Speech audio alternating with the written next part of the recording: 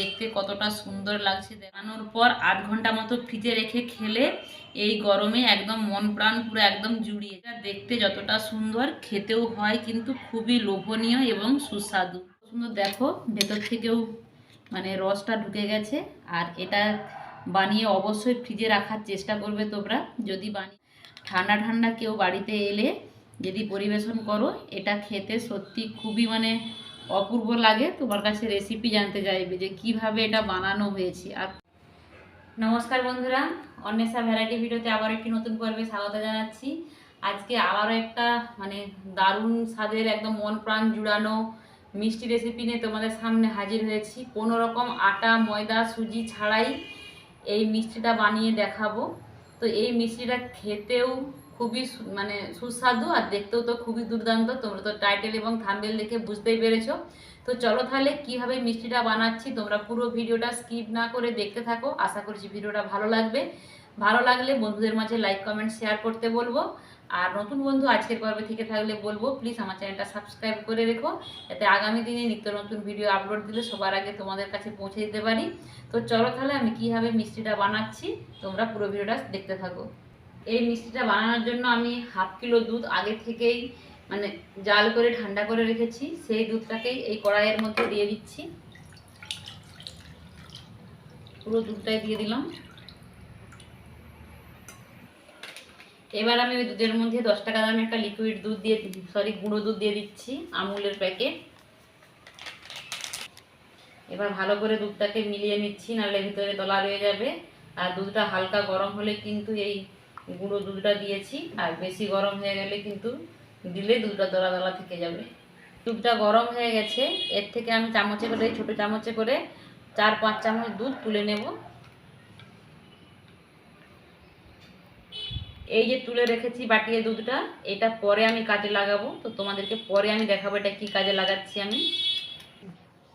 এইবার আমি চিনিটা দিয়ে দিচ্ছি। এই ছোটো বাটির 1 বাটি চিনি দিয়েছি। আর কারণ এই মিষ্টিটা একটু মানে হালকা মিষ্টি হয় তো তাই। তো চলো দুধটাকে আমি ফুটিয়ে নিয়ে একটু গাঢ় করে নিই।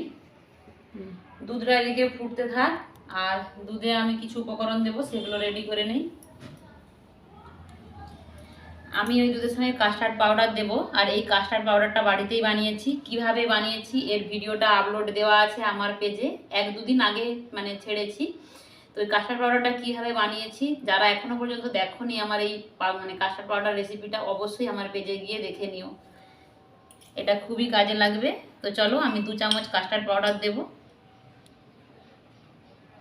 আর বাড়িতে বানানো থাকলে যে কোনো খাবার বানালেই কাস্টার্ড পাউডার মানে ব্যবহার করতেও সুবিধে হয়।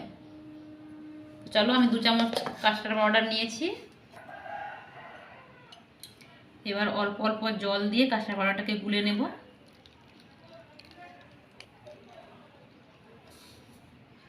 আর তোমরা যদি মানে হালকা কুসুম গরম জলেও গুলতে পারো, কারণ এই যে গুঁড়ো দুধগুলো একটু দলা দলা হয়ে আছে।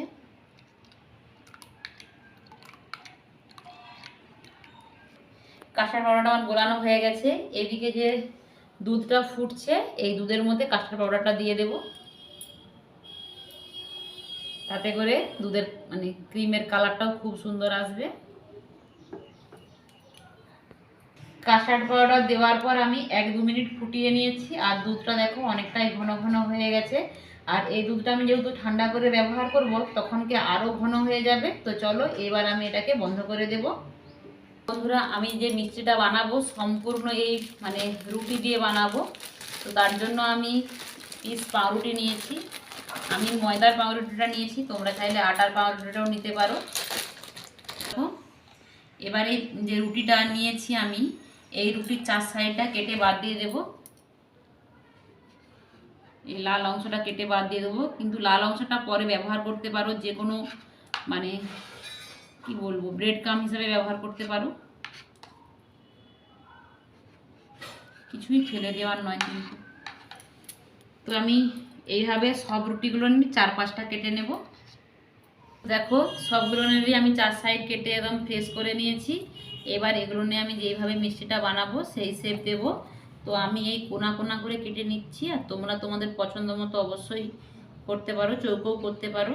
তো আমি কোনা কোনা করে সব রুটিগুলোকেই এরকমভাবে কেটে নেব। আবারও একটা কেটে দেখাচ্ছি তোমাদেরকে। চলো সবগুলো কেটে তোমাদের কাছে ফিরে আসছি আবারও। আমি সব রুটিগুলোকে কেটে নিয়েছি, দেখো 3 কোনা করে। এইবার যে রুটির পরের স্টেপটা করব সেটা তোমাদেরকে দেখাচ্ছি। এই যে কিছুটা দুধ আমি তুলে রেখেছিলাম তখন, এই দুধটা এবার ব্যবহার করব। তো দুধটা কীভাবে ব্যবহার করব সেটা তোমাদেরকে দেখাচ্ছি। আমুল দুধ নিয়েছি 1 প্যাকেট, এই দুধের মধ্যে আমি দিয়ে দিচ্ছি। আর অবশ্যই তোমরা স্কিপ না করে ভিডিওটা দেখো, নাহলে কিন্তু বুঝতে পারবে না যে কীভাবে এটা বানানো হলো। চলো এটাকে দুধের সঙ্গে ভালো করে মিশিয়ে নিই। তো দুধের সাথে পাউডার দুধটাকে ভালো করে মিশিয়ে নিয়েছি। মেশানোর পর এইবার আমি এই যে রুটিগুলো কেটে রেখেছি, একটা করে রুটি নেব আর এই একটু করে ক্রিম এর উপরে দেব। দেখো এইভাবে এইভাবে অল্প করে করে দেব, পুরোটাই মানে কভার করব, পুরো রুটিটাতেই কভার করার পর আরেকটা যে পিস আছে সেই পিসটাকে এইভাবে আটকে দেব। তো দেখো সাইজ মতো কত সুন্দর এটা হয়ে গেল। তো এইভাবে আমি সবগুলোই বানাবো। তো একটা প্লেট নিয়েছি আর প্লেটের মধ্যে সাজিয়ে নেব এইভাবে। একই রকমভাবে আমি আবারও একটা বানিয়ে দেখাচ্ছি। এইভাবে অল্প করে করে ক্রিমটাকে দেব রুটির ওপরে, যাতে দুটো রুটির পিস একসাথে সুন্দরভাবে চিটিয়ে যায়, এই জন্য এটা দেওয়া। দিয়ে এর উপরে আরেকটা পিস এইভাবে আটকে দেব। হয়ে গেল। তো চলো একই রকমভাবে আমি সবগুলোকেই তৈরি করে নেই, তারপর তোমাদেরকে পরের স্টেপটা দেখাবো।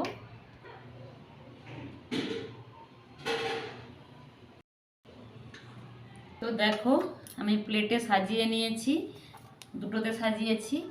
আর এইবার আমি যে মানে মাখনটা বানিয়ে রেখেছিলাম ক্ষীরটা, সেই ক্ষীরের মধ্যে কিন্তু এলাচ দিচ্ছি, তোমাদেরকে দেখানো হয় না। অবশ্যই এলাচ দেবে, তাহলে এর একটা সুন্দর স্মেল আসবে। তো চলো এই মালাইটা আমি এবার এই মিষ্টির ওপর দিকে দিয়ে দেব।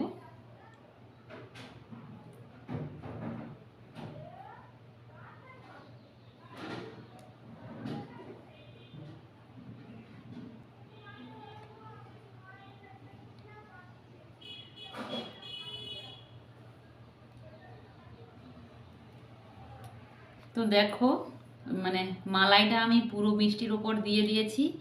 দেওয়ার পর আমি আরেকটু সুন্দর করে সাজিয়ে নেওয়ার জন্য উপর থেকে একটু পেস্তা বাদাম দিয়ে দিচ্ছি। এটা অপশনাল, তোমরা নাও দিতে পারো, যাতে সুন্দর লাগে দেখতে। তো তাই এটা আমি দিচ্ছি।